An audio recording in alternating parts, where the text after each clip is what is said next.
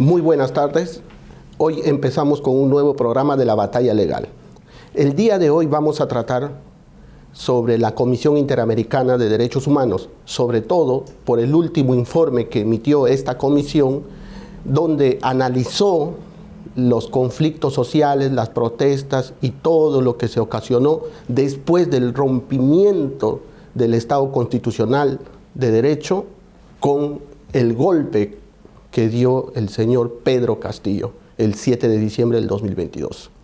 En este caso, para poder analizar y brindar información objetiva de lo que significa este informe y qué es lo que nos dice este informe, hemos invitado al ex coronel en retiro del Ejército del Perú, Juan Carlos Liendo, y también además ex jefe del Servicio de Inteligencia también del Ejército del Perú, para poder hablar un poco y analizar desde un punto de vista crítico sobre este informe de la Comisión Interamericana de Derechos Humanos. Muy buenas tardes, ex coronel. Buenas tardes, Hugo, un gusto estar en tu programa. Gracias. El día de hoy queríamos tratar este informe de la Comisión Interamericana de Derechos Humanos, pero antes de eso, con su experiencia y su trayectoria profesional, coronel, queríamos un poco informar a través de este programa sobre si realmente es importante o no una Comisión Interamericana de Derechos Humanos, una Corte Internacional de Derechos Humanos, del cual el Perú es parte. Bueno, definitivamente, ¿no? Uno de los logros más importantes de la civilización, de nuestra civilización, digamos, es la aproximación a los derechos de las personas en las guerras. Digamos, una guerra es un enfrentamiento barbárico y salvaje en sus orígenes, pero vemos desde que en la temprana Edad Media ya se consolida un poco el tema de la guerra justa, ¿no? Del Jus in Bellum, digamos, que lanza todos los parámetros que después se proyectan hasta los convenios de Ginebra. Correcto. Digamos, entonces sí hay un esfuerzo desde el punto de vista de los militares con los derechos humanos. Cuando quien habla era cadete y oficial joven, nuestra referencia inmediata a la protección de los derechos humanos eran los convenios de Ginebra. Pero muy importante, ¿no? El convenio 2 relacionado con el derecho a los conflictos armados internos dentro de los convenios de Ginebra, aún no había sido aprobado por el Estado peruano hasta 1989, donde recién es ratificado, es aceptado por el Estado peruano, pero el 90-91 recién es refrendado por el Congreso. Y aquí abro un pequeño paréntesis, digamos, se juzgan casos de violaciones de derechos humanos por actos cometidos donde las Fuerzas Armadas se enfrentaban a organizaciones terroristas con una legislación que no existía. Digamos, esto es importantísimo, sino hasta 1991, donde ya cambia toda la estrategia. Correcto. Volviendo hoy, los derechos humanos es un logro fundamental de la civilización y que todos debemos resguardar, aún a costa de organismos que se supone tienen que defender los derechos humanos y que actúan en contra de ellos, que podemos seguro hablarlo en tu entrevista. Sí, los derechos humanos es un logro de la civilización que debe ser resguardada por todos nosotros y en todos los ámbitos de la vida. Correcto. Quiero resaltar, coronel, ese aspecto que usted señala, que los derechos fundamentales regulados en nuestra Constitución, así como también los derechos humanos, es una muestra de la civilización que hemos logrado como sociedad. Eso no cabe duda. Y por eso es importante este tipo de comisiones, en este caso la Comisión Interamericana de Derechos Humanos, porque su principal razón de ser, su principal objetivo es promover y proteger los derechos fundamentales. En consecuencia, según lo que nos acaba de comentar, para ponerlo de manera clara, el no estar adscrito y no respetar el trabajo de la Comisión Interamericana y la Corte Interamericana de Derechos Humanos sería retroceder en esa civilización, sería retroceder en la democracia, porque, repito, su principal objetivo es promover y proteger los derechos fundamentales. Y sobre todo, y esto tiene una razón de ser, como usted muy bien lo ha explicado desde un punto de vista histórico muy sucintamente, esto tiene una razón de ser, porque desde que cuando empiezan a hacer el Estado, como estructura, al quien mediante un contrato social la sociedad le entrega la administración de un país, el uso de la fuerza, el monopolio, pues claro, los ciudadanos éramos minúsculos, indefensos frente a todo el poder que se ha cedido al Estado. Entonces tiene explicación que esos derechos fundamentales, esos derechos humanos, sean pues protegidos y promovidos de las personas para controlar, y eso es el objetivo y la verdadera naturaleza, ¿no? Para controlar el ejercicio del poder. El ejercicio del poder, y en este caso el uso excesivo de la fuerza. Entonces, pero esto también, y hay que decirlo, no significa que podamos agazapar en pro de la promoción y defensa de los derechos fundamentales del individuo, agazapar actos criminales. Porque una cosa es defenderlo frente al exceso de la fuerza o ante el monopolio de la fuerza y todo lo que significa el aparato estatal, y otra cosa es que por más débil que pueda ser un individuo frente a este poder, agazapar actos criminales. Y eso es lo que vamos a ver si es que realmente la Comisión Interamericana de Derechos Humanos también tiene en cuenta eso, o es que se está desviando de su naturaleza y su finalidad en pro de la defensa del más vulnerable, que está muy bien, pero también debe decirse con todas sus letras y con toda claridad los actos criminales que estas personas individuales o en conjunto, como han ocurrido a partir de las protestas del 7 de diciembre, han cometido. ¿Usted qué opinión le merece, a propósito de esta pequeña introducción, coronel, el informe de la Comisión Interamericana de Derechos Humanos que hace poco se ha emitido? Ese informe, digamos, que es muy criticado hasta el momento, es controversial, digamos, es un hecho claro que no es ni preciso, ¿no?, ni efectivo. Ese es un hecho claro. Tiene mucha oposición. Entonces el tema es preguntarnos por qué. ¿Cuál es la aproximación que debemos tener, que podríamos tener frente a un reporte de esta comisión, ¿no? Dos aspectos importantes, digamos. Los derechos humanos, que es un valor que todos debemos defender, todas las personas, también hoy se hacen funcionales dentro de una legislación supranacional. Correcto. Que tiene una lógica: generar la convivencia pacífica. Correcto. Entre países, digamos, la cooperación, no la solución pacífica de controversias. También es un avance de la civilización, digamos, en nuestros tiempos. Sí, ¿no? y solo para cortarlo ahí, lo que usted dice es muy importante: la globalización. Claro, lo hace necesaria. Lo hace necesaria, y ahí aquí quiero citar a un gran autor, Luigi Ferrajoli, que es un profesional del derecho italiano muy renombrado y tiene unos libros impresionantes con toda la lucidez que lo caracteriza, y él habla incluso ya de derechos fundamentales universales. Exacto, ¿no? Pero aquí viene, digamos, el primer gran problema, porque estos organismos supranacionales, donde a la cabeza se supone que están las Naciones Unidas, en los últimos años se han subordinado a un concepto ideológico de política que está haciendo que sean socavados en su efectividad. Hoy, por ejemplo, en la guerra entre Rusia y Ucrania, o sea, no existen Naciones Unidas, no existen organismos supranacionales de derechos humanos. ¿Por qué? Porque hay una ideologización. Desde el funcionamiento de muchos organismos de derechos humanos hay una imposición de pensamiento único que atenta contra sus propios principios. Y eso es lo que está sucediendo con la Comisión Interamericana de Derechos Humanos. Para reforzar lo que acaba de decir, coronel, con mucha lucidez, como lo acaba de señalar, es cierto, se debe proteger, recalco esto, para que todos los televidentes lo tengan claro y saquen sus propias conclusiones.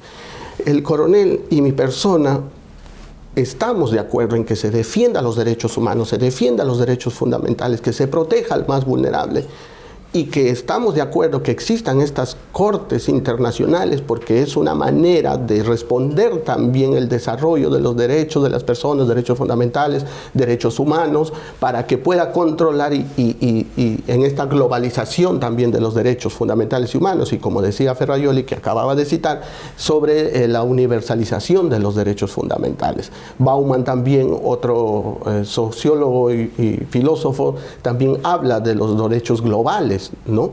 Entonces, lo que quiero decir es si bien es cierto su finalidad y su naturaleza de estas cortes, de esta comisión es sumamente importante, el problema, como lo acaba de señalar el coronel, nuestro invitado, es que cuando este fin, esta institución se contamina con temas ideológicos y no son claramente objetivos, netamente objetivos, sus razonamientos en base al derecho, sino lamentablemente se dejan llevar por esas ideologías y no puedan tener la objetividad para analizar las cosas.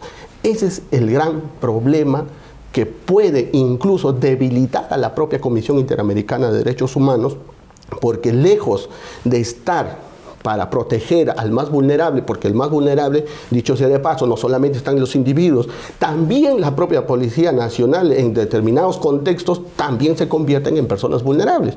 Entonces, la tarea de la Comisión Interamericana, coronel, no es solamente o en general defender al individuo, que pueden ser vulnerables, como también puede ser la Policía Nacional, porque tampoco podemos negar que, si bien es cierto, tienen el uso de la fuerza a través de la Policía Nacional del Estado, pero no podemos negar también que los policías tienen sus derechos, y también tienen derechos fundamentales, y también tienen derechos humanos.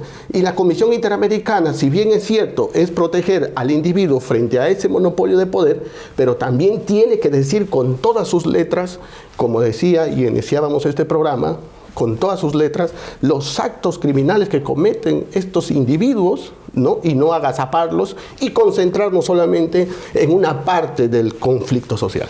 Definitivamente. Y aquí hay, digamos, una contradicción en sí misma, porque si los derechos humanos son universales, o sea, no incluyen a las Fuerzas Armadas, no incluyen a la policía o a sus familiares, solamente incluyen, digamos, a las personas involucradas como resultado de los enfrentamientos o ataques que existen. Entonces, hay aspectos importantes de vacíos que se presentan que tienen que ser cubiertos, y me refiero brevemente a esto, digamos. Estos organismos supranacionales de derechos humanos se jactan de solamente responder a los abusos del Estado frente a individuos débiles o víctimas, que tiene toda la lógica. Pero, sin embargo, en su actuación real y concreta, como es en el caso del Perú, digamos, terminan protegiendo derechos de elementos que cometen actos terroristas o que están involucrados con la organización terrorista, ¿no? O no los nombran, los invisibilizan y no manifiestan su claro y real compromiso con lenguajes de odio, generación de violencia, como ha sucedido con la gran mayoría de dirigentes que han estado presentes en las manifestaciones del Perú que han causado muertes. Todas las dirigencias tenían lenguajes de odio, incitaban a la violencia, cometían actos violentos, cometían incluso actos terroristas, porque atacar un aeropuerto es un acto terrorista. Porque atacar una ambulancia con piedras donde hay niños o ancianos que después fallecen es un acto terrorista. Y quemar a un policía dentro de un patrullero es un acto terrorista. Y la Corte los invisibiliza porque tiene criterios ideológicos contra el Estado en un país como el Perú. Y eso lo hace disfuncional. Correcto. Y quiero resaltar lo que acaba de decir, coronel. Nosotros en derecho lo que hacemos es escudriñar el razonamiento de una corte en este caso, así como los jueces, los fiscales. Uno puede escudriñar, ver el pensamiento en su fundamentación, en sus escritos, en sus resoluciones, en este caso en un informe de la comisión, para poder concluir si existe o no existe sesgo o no. Y en este caso, como bien lo señaló nuestro invitado, el coronel, ex coronel Liendo en retiro, efectivamente se puede advertir, y lo tengo que decir con todas sus letras. Empezamos diciendo que no estamos en contra, y es una muestra de civilización, y debemos seguir protegiendo los derechos fundamentales. Pero creo que aquí existe un sesgo, porque como bien se ha señalado y como todos sabemos, estos actos por estos individuos, por estos grupos que se han supuestamente salido a protestar, han cometido claros y graves excesos. ¿Y por qué digo que esta comisión y en su informe que se ha manifestado no hacen un tratamiento igual, transversal? ¿Por qué? Porque, como se sabe y como lo acaba de decir nuestro invitado, han habido muertes. Han muerto 2 bebés porque ha estado bloqueada la carretera. Eso, ¿cómo se llama? Se ha quemado un policía, se ha tomado aeropuertos. ¿Por qué el coronel los califica de actos terroristas? Porque son actos que atentan contra el sistema, contra el normal funcionamiento de nuestro sistema social. Bloquear un aeropuerto, quemar un poder judicial, las instalaciones del poder judicial, de la fiscalía. Esos son actos criminales que lamentablemente la comisión, en su idea de proteger al más vulnerable, quiero pensar que se dejaron llevar por esta idea de proteger al más vulnerable, al ciudadano, no calificaron como deberían haberlo hecho estos actos. Ejemplo, la muerte de los bebés, la quema del policía, la quema de las instalaciones públicas, privadas. Así como lo dijo, si bien en condicional, pero le da un enfoque o enfatiza que se habrían, dice, ¿no?, la Comisión Interamericana a través de su informe, dice que se habrían cometido ejecuciones extrajudiciales, que incluso hablan de masacre.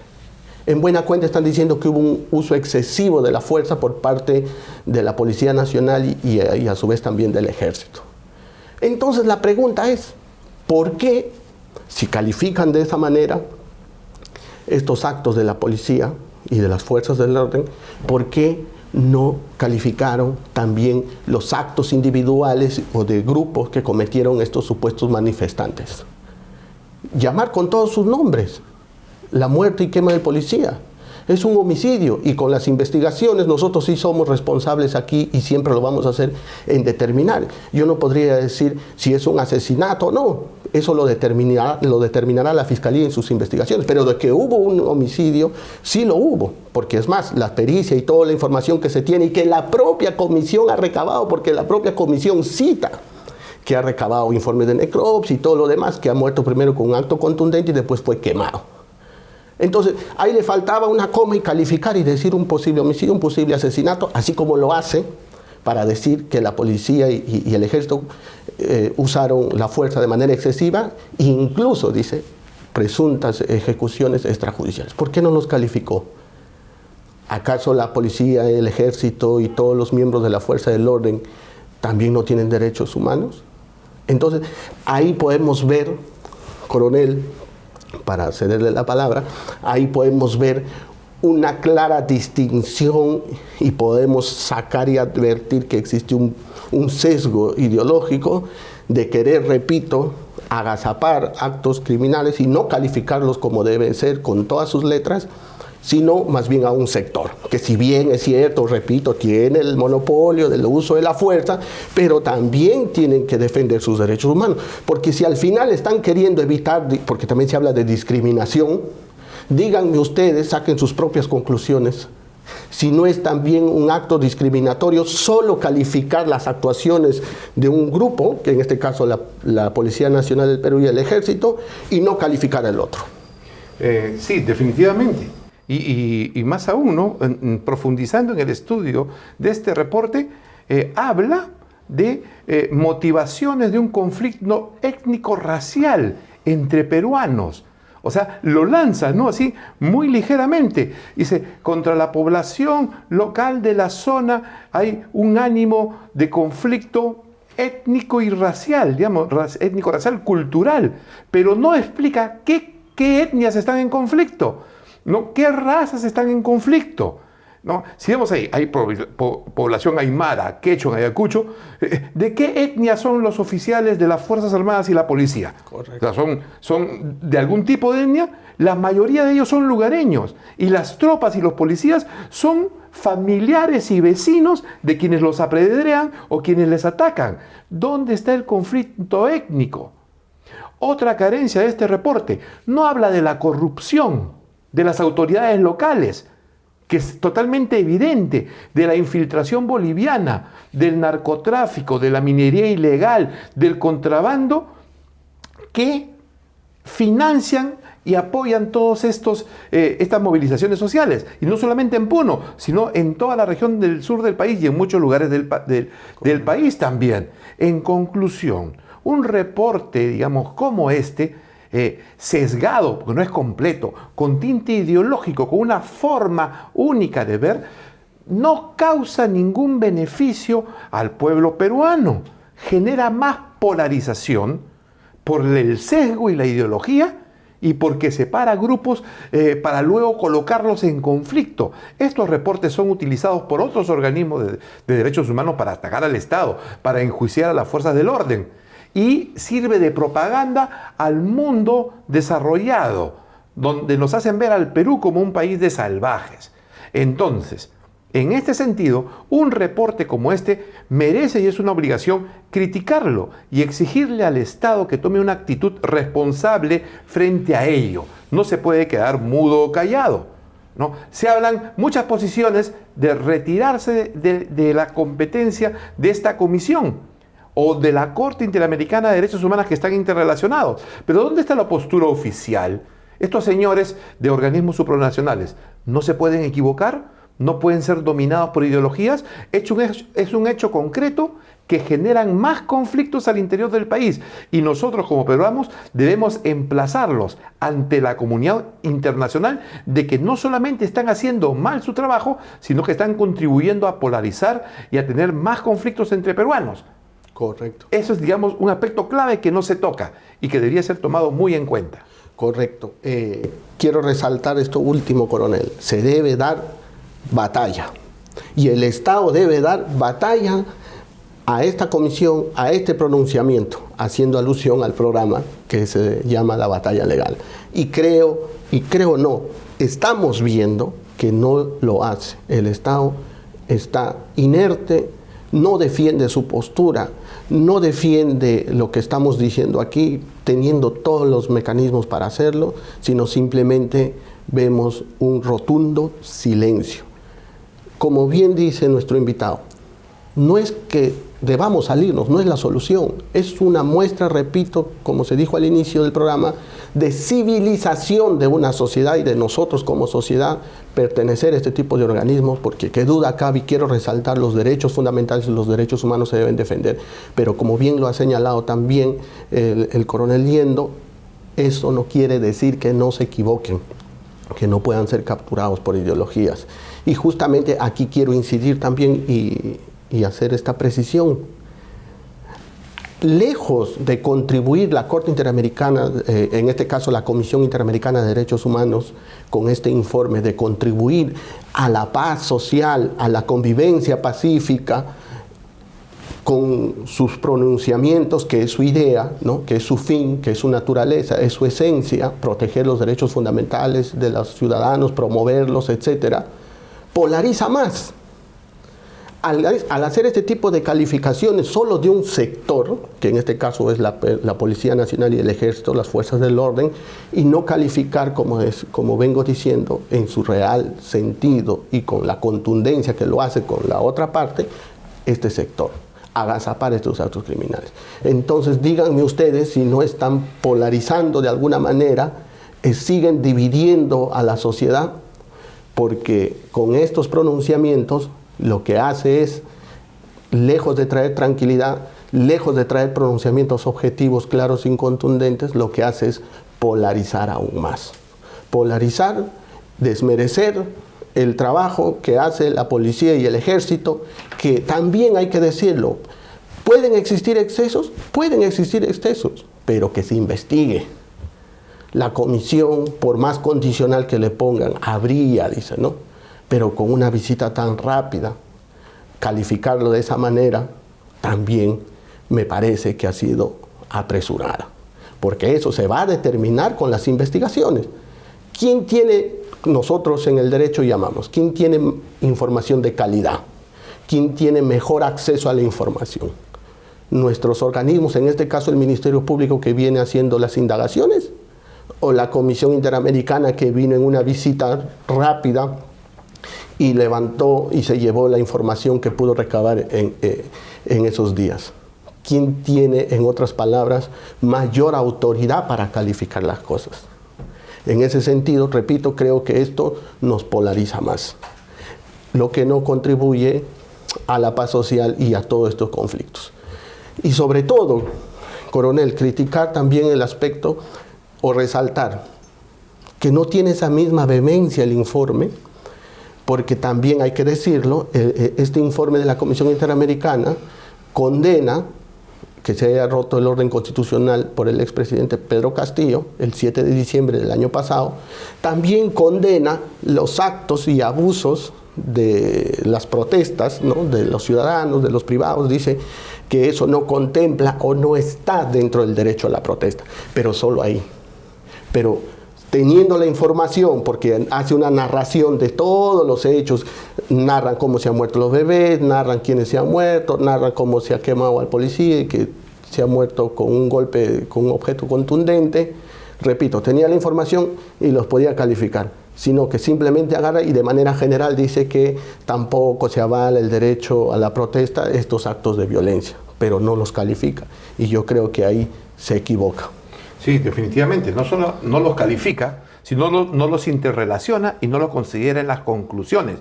En la práctica lo desaparece del informe e inclina la balanza solo contra las fuerzas del orden, lo cual es totalmente discutible. Ahora, desde el uso razonable de la fuerza, definitivamente la fuerza tiene que ser regulada. Yo como ex oficial de ejército he sido entrenado y preparado en ello. O sea, por eso es que existen fuerzas armadas, existen policías, porque en su preparación se les inculca y se les hace profesionales para que tengan un uso razonable de la fuerza, ¿no? Correcto. Pero si este esfuerzo que hace el Estado a través de sus instituciones armadas para preservar la paz, para evitar de la violencia, sufre, digamos, los efectos de reportes de este tipo que terminan siendo reportes arteros que generan más violencia, entonces se genera un problema mayor. Porque en forma sesgada e ideologizada, y cuando se dice ideologizada, ¿en qué? Porque hay una ideología de ver las cosas solo desde un punto de vista y darle efecto político a ello. Si esta ideologización y ese sesgo son parte del informe, se genera más violencia, se genera más conflicto. Y las personas que administran estos organismos desde la OEA o sus financistas no son personas incultas o ignorantes. Se supone que estas personas deben entender cuáles son el efecto de trabajo de estos organismos supranacionales. ¿Y qué cosa? Estos financistas promotores de organismos como esta Comisión Interamericana, ¿no se dan cuenta del efecto perverso que está causando? ¿Piensan que es una cosa ligera o de repente apoyan que siga existiendo conflicto en el Perú para alinearse con un pensamiento único? Si eso fuese así, sería perverso. Sea como fuere, los derechos humanos tienen que respetarse, más allá incluso de organismos ideologizados o sesgados. Entonces, el Estado peruano debería tener capacidad para enjuiciar estos organismos, porque para ser congruentes con lo que manifiesta la Presidenta de la República o el Primer Ministro de rechazar este informe, no se debe quedar en rechazo solamente, porque sus efectos son malos para el Estado peruano y el Estado peruano debería enjuiciar a estas organizaciones en cortes internacionales porque están causando daño al Perú. O sea, no puede existir una integración a organismos supranacionales que cause daño al Estado constitucional de derecho, al orden y la paz interna en el Perú, a la seguridad de los ciudadanos. Es insano, ¿no? La aproximación positiva a un mundo globalizado, en cooperación, de convivencia en paz, de solución pacífica a las controversias, se basa en la verdad, no en la ideología. Y es muy importante que todos los peruanos tengamos en cuenta esto. Correcto. Incluso, coronel, para ir terminando, creo que con este tipo de pronunciamientos, si bien, repito, es una manera de mostrarnos como una sociedad civilizada el pertenecer a este tipo de organismos y seguir sus lineamientos en pro del respeto de los derechos humanos y fundamentales, pero creo que a la vez acá hay una paradoja. Porque si se dejan contaminar por ideologías como estamos advirtiendo, es un retroceso. Entonces ya no podríamos decir que es una muestra de civilización. ¿Por qué un retroceso? Porque hay que recordar que históricamente, con la evolución y el desarrollo de la sociedad, la manera como se administraba justicia y se hacía también política, ¿no?, Primero, cuando no existía Estado y estaba al absoluto control de la monarquía, del monarca, y cómo resolvían las cosas, cómo se regía su sociedad, era por el tema divino. Era una creencia, eran ideologías. Así se administraba una sociedad, incluido el sector justicia.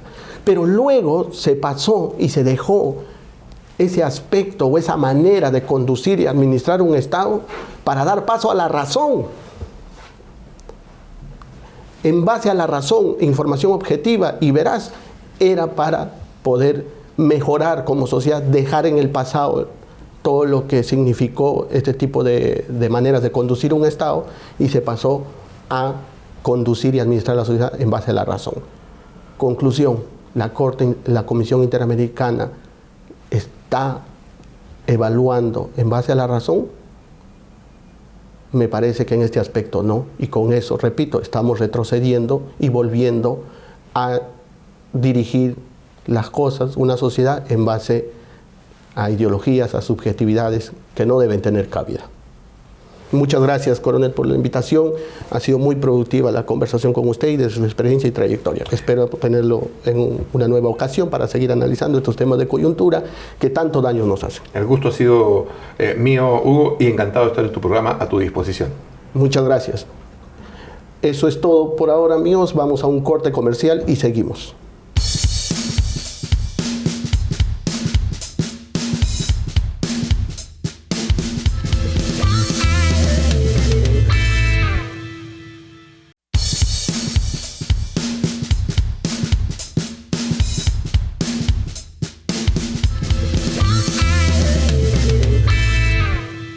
Hola amigos, regresamos de la pausa comercial. Soy Hugo Mendoza y esto es el programa La Batalla Legal. Lo que queremos decir antes de seguir con nuestro segundo invitado es hacer unas cuantas preguntas que considero muy importantes. Uno, ¿se va a denunciar este informe de la Comisión Interamericana por el tanto daño que nos viene haciendo, por la polarización clarísima y el sesgo ideológico con el cual hemos advertido en la entrevista anterior en todo su desarrollo y fundamentación? Es importante tener una respuesta del Estado, porque como bien decíamos, el Estado tiene la obligación y el deber de defender su fuero frente a los organismos internacionales, porque no puede dejarse de que de esta manera nos desprestigien y nos hagan ver como personas que no respetamos los derechos humanos, no respetamos los derechos fundamentales. Como decíamos, ¿es importante que existan ese tipo de organismos internacionales? Sí, pero también es importante que sean lo más objetivos posibles y que cuando hagan sus pronunciamientos sea en base a una verdadera información objetiva y no direccionando ni discriminando a un sector de la población, como vimos que en este caso es a la Policía Nacional y al Ejército de nuestro país. Nada menos, ¿no? Dos instituciones importantes que cuidan nuestra soberanía, el Ejército en este caso, y el orden interno, en este caso la Policía Nacional del Perú. Por tanto, repito, el Estado tiene la obligación de denunciar esto y defender su fuero frente a los organismos internacionales. Sin más preámbulo, presento a nuestro segundo invitado, el doctor Luis Pacheco Mandujano, abogado especialista en materia penal y también en derecho constitucional, para poder analizar, siguiendo la línea crítica de este informe de la Comisión Interamericana de Derechos Humanos. Muy buenas tardes, doctor. Gracias por Encantado de estar en su programa, doctor. Gracias. La primera pregunta que le quiero hacer, doctor, para que entienda el público, es primero la importancia de estos organismos internacionales, como en este caso la Comisión Interamericana de Derechos Humanos, cuál es su importancia, cuál es su fin, cuál es su naturaleza, ¿no? Para después descender si realmente está cumpliendo, ¿no?, ese deber, esa función por el cual fue creada. Sí, claro que sí. A ver, es importante en consecuencia establecer un marco histórico en el que se ha desarrollado la inclusión de Perú en un contexto de carácter multilateral. Después de la Segunda Guerra Mundial, quedó patente en todo el planeta la necesidad de dos cosas. En primer lugar, establecer alianzas entre países democráticos y, en segundo lugar, y como consecuencia de ello, el objetivo, proteger a los seres humanos, es decir, proteger los derechos humanos de todas las personas. Entonces, digamos, el resultado de esta reflexión histórica que nos dejó la Segunda Guerra Mundial fue precisamente la constitución de la Organización de Naciones Unidas, que da un giro, inicialmente conocida con el nombre de Liga de las Naciones, y que agrupaba a pocos países y que luego se convierte en la Organización de las Naciones Unidas. El Perú, dicho sea de paso, es una de las primeras naciones en adherirse. Y luego da como resultado pues la Declaración Universal. Correcto. De 1949, ¿no? Pero es interesante observar que un año antes, en el 48, los países americanos habían decidido unirse en el bloque hemisférico para constituir lo que se denominó, y así ha quedado hasta el día de hoy, con el nombre de la Organización de Estados Americanos. Lo que es la OEA. La OEA, efectivamente. Entonces, el Perú suscribe la Carta Fundacional de la OEA, en 1948. Y en el decurso de los años, con el paso del tiempo, esta OEA empieza a tener un funcionamiento activo. Pero es específicamente en 1969 cuando se dio a luz el texto de la Convención Americana de Derechos Humanos. El Perú ratificó y se adhirió a esta convención recién en el año de 1978. Es decir, 9 años después de la constitución de la convención, ¿no? Y se da en el marco del gobierno militar del general Francisco Morales Bermúdez. Motivado, impulsado, obligado prácticamente por el contexto interno peruano, donde en 1977 hubo una gesta histórica, no creo que la recuerdes porque probablemente no estabas todavía en este mundo. Yo era niño, tenía 4 años aproximadamente, pero sí recuerdo la comunicación en la radio de lo que llegaba como notas periodísticas a las radios nacionales, y donde se daba cuenta precisamente de un arremetimiento militar que hubo contra los manifestantes integrantes de la CGTP, del SUTEP, de los partidos políticos democráticos, el APRA a la cabeza fundamentalmente, y donde hubo muchos muertos, ¿no? Entonces, como resultado de eso, el gobierno de Morales Bermúdez, bastante debilitado, retrocede y se acepta llamar a elecciones a la Asamblea Constituyente. Correcto. Para 1978, y dio a luz la Constitución del 79. Ese era un momento histórico completamente distinto al que nosotros estamos viviendo, ¿no?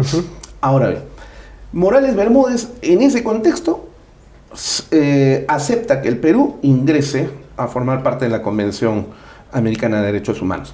Pero hace una reserva.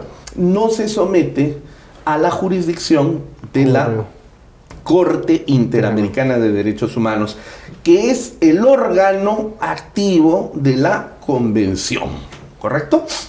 ¿Y sabe cuál fue la razón del expresidente? Bueno, porque sabía perfectamente que la constitución de una Corte Internacional protectora de derechos humanos le iba a pasar factura tarde o temprano, porque durante su gobierno se había cometido pues una serie de violaciones de los derechos humanos que en aquel momento todavía era algo, digamos, natural, ¿no? O sea, matar, desaparecer, torturar, era considerado, entre comillas, algo natural de América Latina. Eso fue en la conocida etapa como segunda etapa del gobierno militar. Del gobierno militar, ¿no? Del 75 hasta el 80.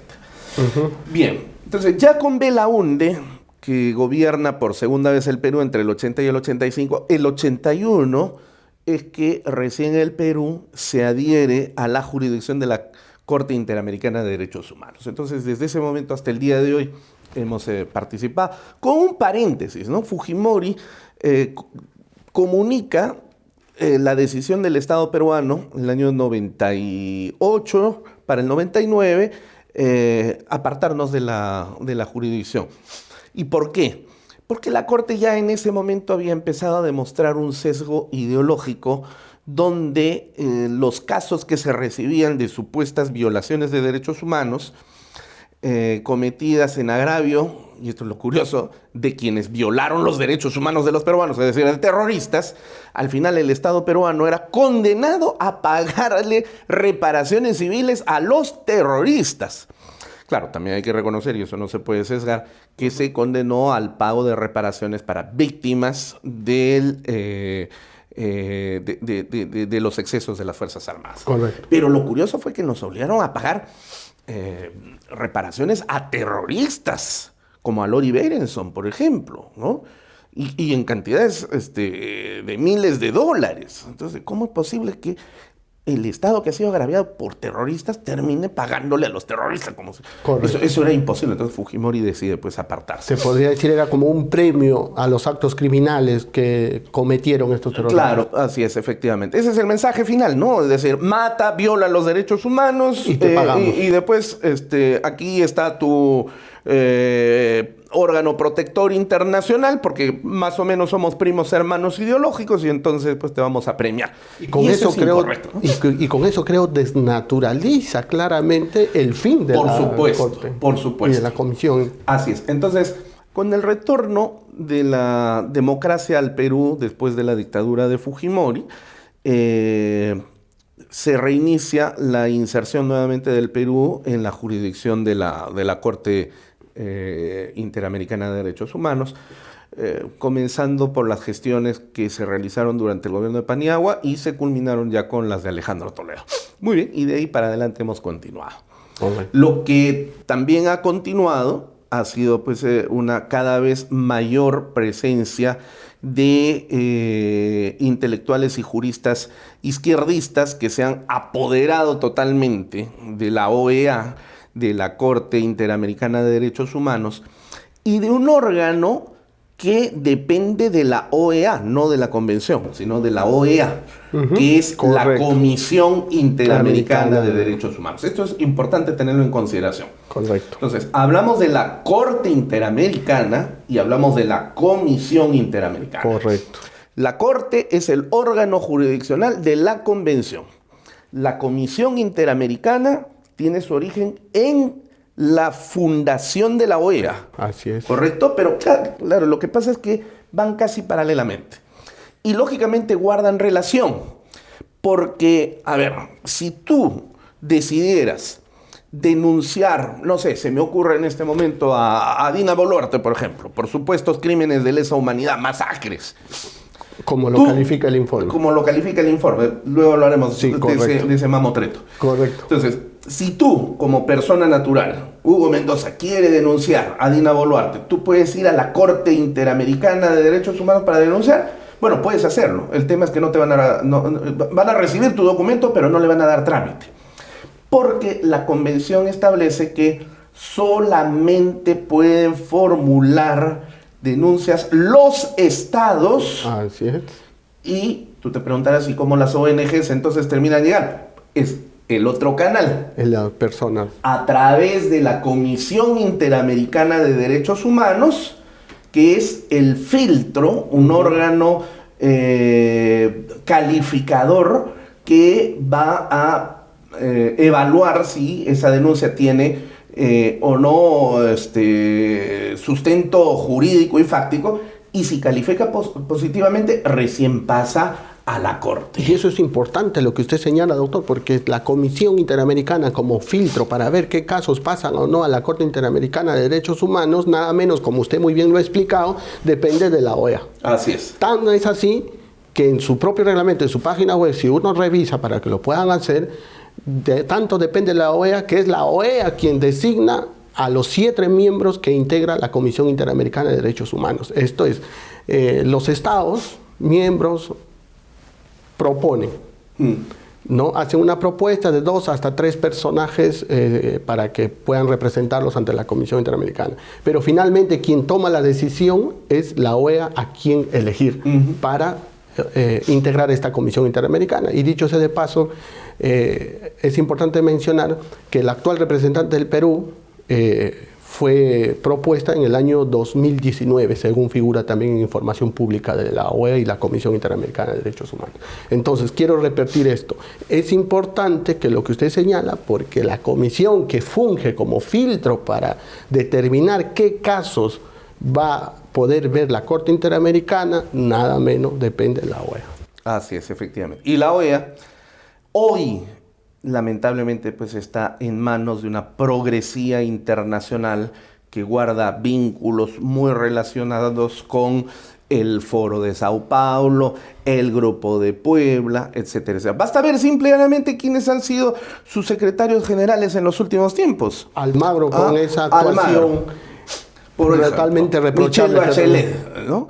Bueno, entonces, por el amor de Dios, ¿no? Por el amor de Dios, no seamos ciegos ante la realidad.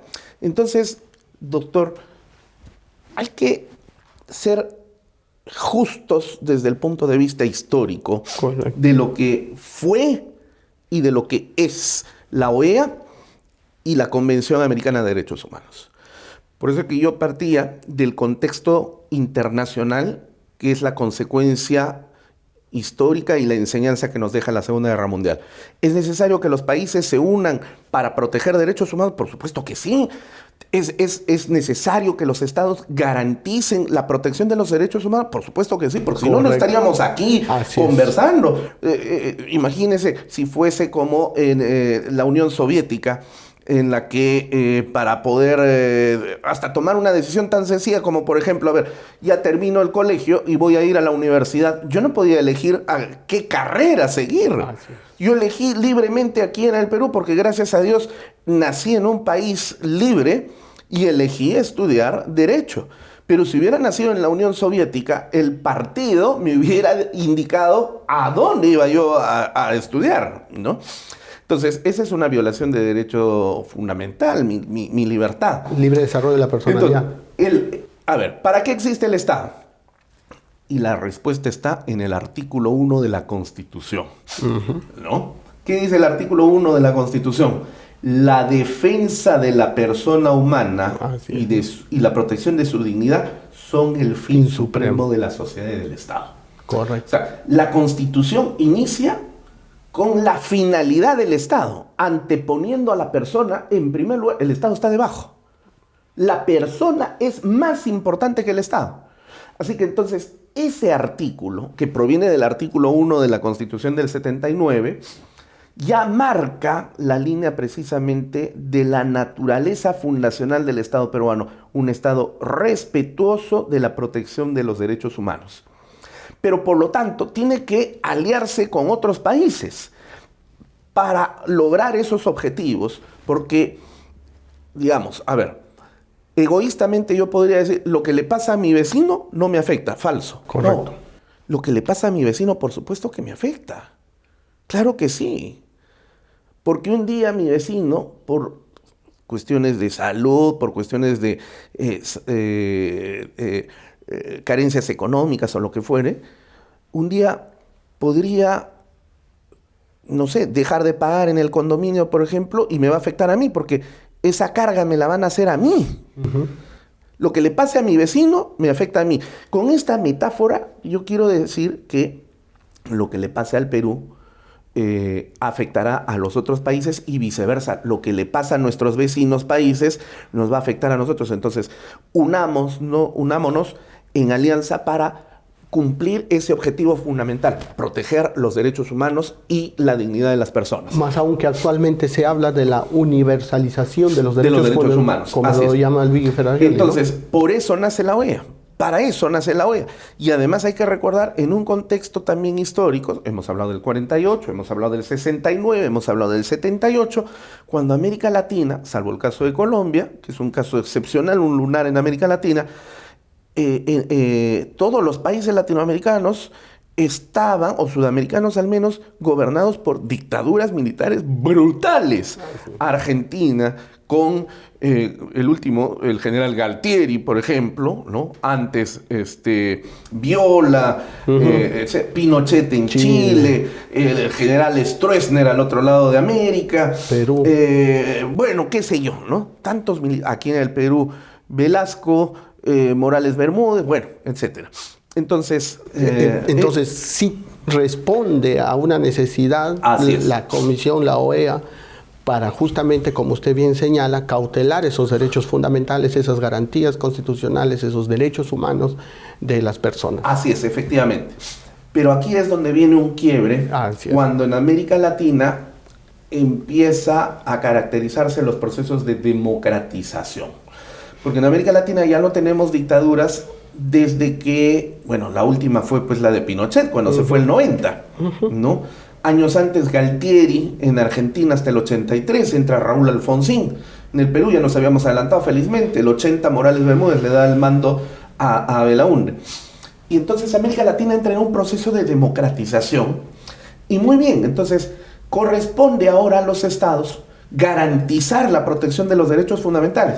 El problema es que los impulsores no estatales se van a empezar a agrupar en lo que se conoce con el nombre de organismos no gubernamentales, es decir, ONGs, que van a trabajar con ese concepto de derechos humanos, pero no como política de Estado, sino como un objetivo políticamente determinado. Es decir, intereses particulares. Así es, la inserción de ideologías y de doctrinas políticamente determinadas dentro de un concepto filosófico, político, jurídico, que son los derechos humanos. Capturados por este sector particular. Así es. Entonces, cuando tú le insertas ideología y doctrina políticamente determinada, en este caso de izquierda, a los derechos humanos dejan de ser derechos humanos, se convierten en izquierdos humanos, como decía el poeta uruguayo Mario Benedetti, ¿no? Ahí quiero resaltar algo muy importante que usted acaba de señalar, doctor, con mucha lucidez. Lo que debería ser una política de Estado, que es la promoción y defensa de los derechos fundamentales y los derechos humanos, repito, debería ser una política de Estado. Y lamentablemente estos organismos denominados ONGs no hacen esa supuesta promoción y protección de los derechos fundamentales que dicen hacer, no lo hacen como política de Estado, sino responden, por lo que se viene viendo y se viene evidenciando, responden a intereses ideológicos particulares y no una política estatal, que debería ser sin distingo, sin ideologías, en base a la razón, en base a la información objetiva. Efectivamente. Entonces, estos grupos políticos, la intelectualidad de la izquierda peruana y latinoamericana, se vuelcan sobre todo en esos ámbitos, ¿no? La antropología, la sociología y el derecho, vinculados con este concepto central de los derechos humanos, pero con esa mirada ya ideológicamente, políticamente determinada. Y los estados, pues poco o nada van a hacer para convertirlo en políticas públicas. Ese fue un grave problema. Entonces, tomar la dirección. Así es. Entonces, esto va a generar una bola de nieve porque las ONGs se van a ir empoderando cada vez más y se van a convertir en grupos de presión. Y se vienen empoderando. Y con mucha fuerza van a lograr poner a los estados contra la pared. Los está debilitando. Y entonces ahí es donde por primera vez se activa la Corte Interamericana de Derechos Humanos, ¿no? Con el caso Almonacid Arellano versus Chile, un caso que data de la dictadura de Pinochet precisamente, y donde la Corte emite una sentencia, pero esto es algo curioso, como era la primera que se dictaba, se tenía miedo de que en ejercicio natural de la soberanía del Estado chileno, dijera, bueno, esa sentencia es declarativa, pero nosotros decidimos pues al interior de nuestro país, así que no la vamos a aceptar. Entonces, notificaron y estaban mordiéndose las uñas allá en Costa Rica, donde está la sede de la Corte. Y, oh, sorpresa, la República de Chile acepta ejecutar esa sentencia. Entonces, eso abrió un camino. Y los demás países empiezan a seguir ese camino con la andanada de denuncias que se abre de la Corte, porque las ONG se dan cuenta que ahí tienen un órgano apalancador de presión contra los estados, no para hacer política pública, sino para someter, arrodillar y empequeñecer a los estados. Y al menos en nuestro país lo vienen logrando, ¿no? El Estado cada vez se ve debilitado cuando salen estas ONGs a supuestamente promover y defender los derechos humanos, ¿no? Y los derechos fundamentales de la persona. El Estado lo único que hace es retroceder.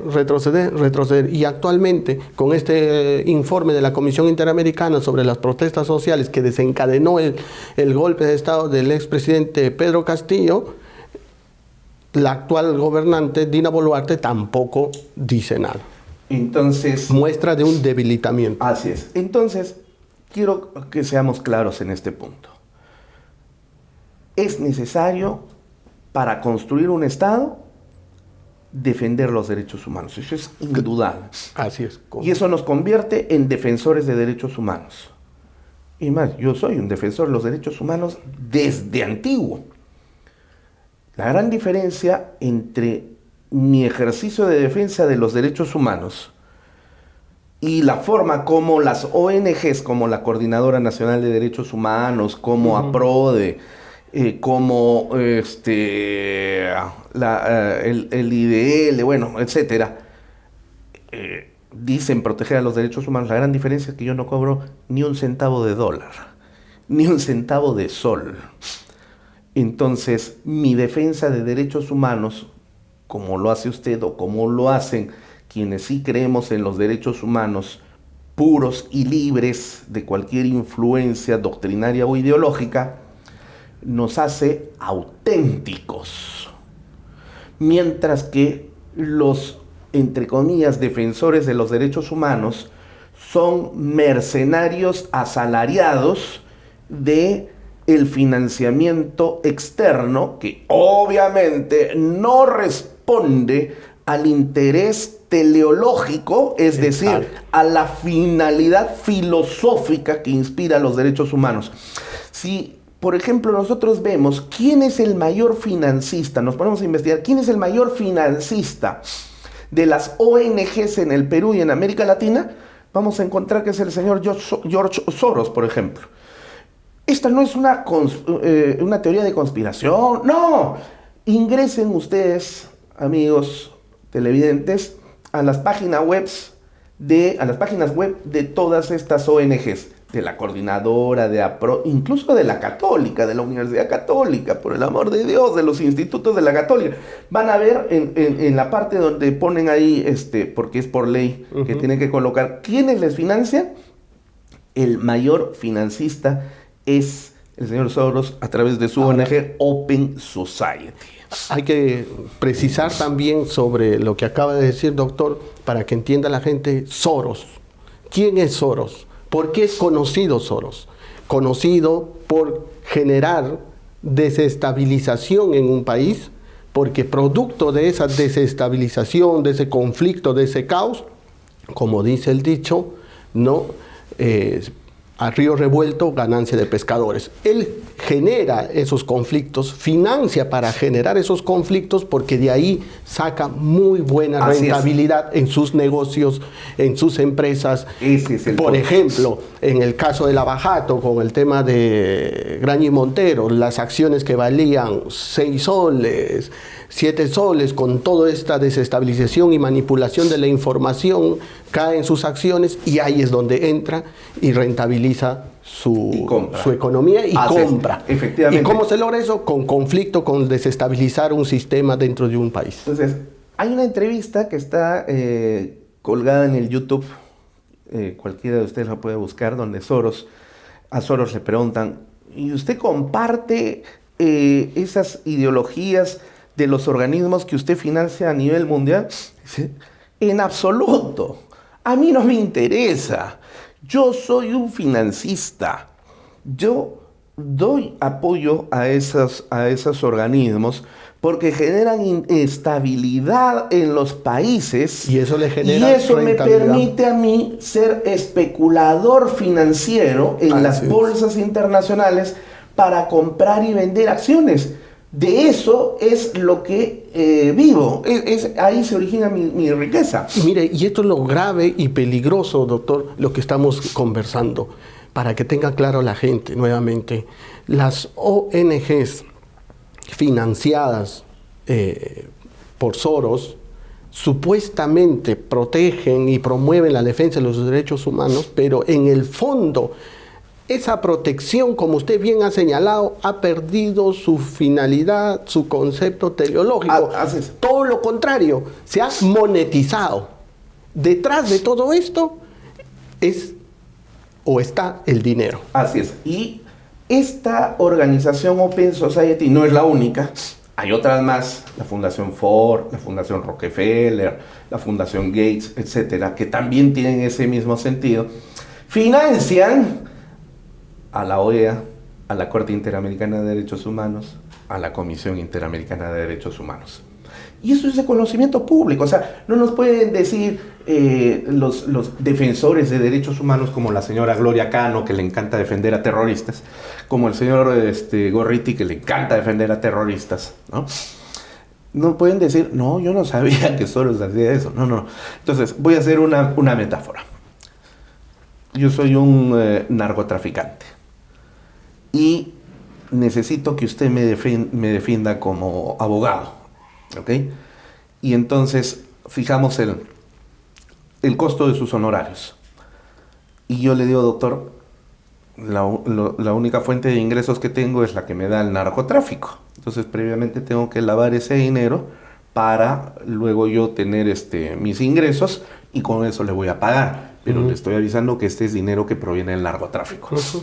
¿Eso lo convierte usted o no en cómplice del delito de lavado de activos? Totalmente, y en Europa se financia también, se prohíbe que se cobren honorarios productos de fuentes ilícitas. Y acá, ¿no?, en el Perú también, la ley contra el crimen organizado y la ley de lavado de activos señala claramente que si usted como abogado sospecha, ni siquiera se entera, o sea, usted debería sospechar como abogado, yo tomo sus servicios y usted debería denunciarme. Es medio raro, pero es así como señala la ley. Muy bien. Entonces, ¿por qué? Porque el dinero con el que yo le estoy pagando es un dinero cochino, es un dinero sucio, es un dinero delictivo, lo cual cuando usted lo recibe, también lo hace usted delincuente. Muy bien. Si el señor Soros es un especulador, como lo es la Fundación Ford, como lo es la Fundación Rockefeller, y con ese dinero mal habido y sucio, que provoca guerras en el planeta, que provoca y financia abortos, asesinatos, se financian a estas ONGs. Esas ONGs también entonces se convierten en cómplices en el último eslabón de una larga cadena de actos delictivos. Entonces, ¿cómo se puede defender derechos humanos con dinero que financia la violación de derechos humanos? Entonces, ahí hay una cuestión ética. Doctor, entonces, solo para cerrar la idea, no se puede decir que se financian los derechos fundamentales, que se protegen, y que se promueven con financiamiento de dinero mal habido. En ese sentido, con todo lo que hemos explicado, doctor, este informe de la Comisión Interamericana de Derechos Humanos, como aquí lo venimos criticando, y quiero dejar una idea bien clara también para que la gente pueda sacar sus propias conclusiones. Como bien lo señaló el primer invitado, como bien lo señala aquí el doctor Luis Pacheco Mandujano.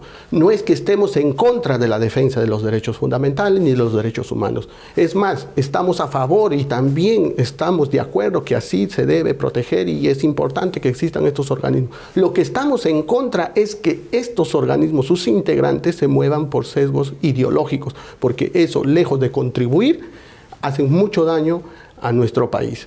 Doctor, para cerrar el análisis, una pequeña reflexión le pido sobre este informe de la Comisión Interamericana de Derechos Humanos. Con todo este trasfondo de carácter ético, amoral de parte de estas ONGs, ¿no? Entonces, podemos llegar a varias conclusiones. Primero, la defensa de los derechos humanos tiene que ser una política de Estado.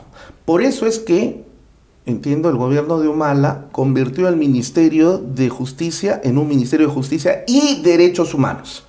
El problema es que el Ministerio de Justicia, como consecuencia de ello, fue también botín de guerra para las ONGs que pasaron a convertirse en funcionarios públicos y seguir haciendo su trabajo. Eso hay que limpiarlo, ¿no? Y segundo, ya no se puede, porque ha trastocado históricamente la finalidad que tuvo la OEA, la finalidad que tuvo la Convención Americana con su Corte Interamericana y la Comisión Interamericana de Derechos Humanos. Se han ido por otro camino, por otra línea. No protegen derechos humanos. Son órganos que, por causa de quien los financia, se encargan más bien de promover y provocar violaciones de derechos humanos, para luego tener el pretexto de vamos a proteger los derechos humanos. Entonces, ante esa situación que es muy distinta al origen del 48, correcto, del 69 y cuando el Perú se adhirió al 78, ¿debemos continuar formando parte de la jurisdicción? Definitivamente la historia nos está indicando a gritos que ya no podemos someter. Esto es como que aquí en el Perú permitiéramos que los senderistas, Sendero Luminoso, forme una cámara de arbitraje y nos sometamos a la cámara de arbitraje de Sendero Luminoso. Obviamente que van a fallar pues en contra nuestra y a favor siempre de sus adláteres, ¿no? Correcto. Entonces, ya no se puede, ya es definitivo, ¿no? Entonces, ¿qué hacer? El artículo 56 y 57 de la Constitución señala que el presidente de la República tiene que comunicar la decisión del Estado de apartarse de la jurisdicción internacional. Ojo, no necesitamos irnos de la Convención, porque el Perú es un país históricamente y por tradición respetuoso de los tratados internacionales que suscribimos. Muy bien, vamos a seguir respetando, así como la Carta de la ONU, también la Carta de la OEA, la Convención Interamericana. Pero lo que ya no podemos seguir sosteniendo es someternos a una jurisdicción que no es jurisdicción de justicia, sino más bien es una jurisdicción política que nos impone sesgos ideológicos. Correcto. Entonces, el presidente de la República debe comunicar esa decisión, pero antes, por ser un tratado internacional que versa sobre derechos humanos, el Congreso de la República tiene que aprobar la salida de esa jurisdicción. Ese es el procedimiento. Entonces, ese procedimiento tiene que iniciarse en el Congreso de la República. Definitivamente tenemos que irnos. Y ese mismo procedimiento que va hacia la Convención Americana de Derechos Humanos, el mismo procedimiento tiene que darse a la OEA para salir de la jurisdicción de la Comisión, que emite informes como estos que son totalmente mentirosos. O sea, ni siquiera una parte es una mentira. Pero aun cuando una parte fuera una mentira, ya el total es mentira, porque hasta en lógica, verdadero y falso siempre da falso. Uh-huh. Y el punto es que aquí se ha acusado al Estado peruano de que se han cometido masacres, violaciones de derechos humanos por razones étnicas. Oiga, qué absurdo. Si los policías y los militares son andinos, o son arios, son hombres de 1,80 m, rubios y de ojos azules que han masacrado. No, son andinos. O sea, ¿cómo puede haber una masacre de andinos contra andinos por cuestiones étnicas? Eso es un absurdo, es una contradicción lógica. No, ya no podemos estar en esta comisión ni sometidos a la jurisdicción. Muchas gracias, doctor. Muchas gracias por su reflexión lúcida, clara y contundente. Lo que aquí podemos decir al público en general, aquí tienen la información, saquen sus propias conclusiones y no se dejen engañar. Este tema es muy amplio para debatir, doctor. Espero poder tenerlo nuevamente para seguir debatiendo esto y otros temas más. Pero por hoy creo que con esta información el público tiene las herramientas para sacar su propia conclusión. Sin más preámbulo, que tengan muy buenas noches. No se olviden de sintonizar en señal abierta CTV Perú, en el canal 20.4 y en la multiplataforma. Buenas noches.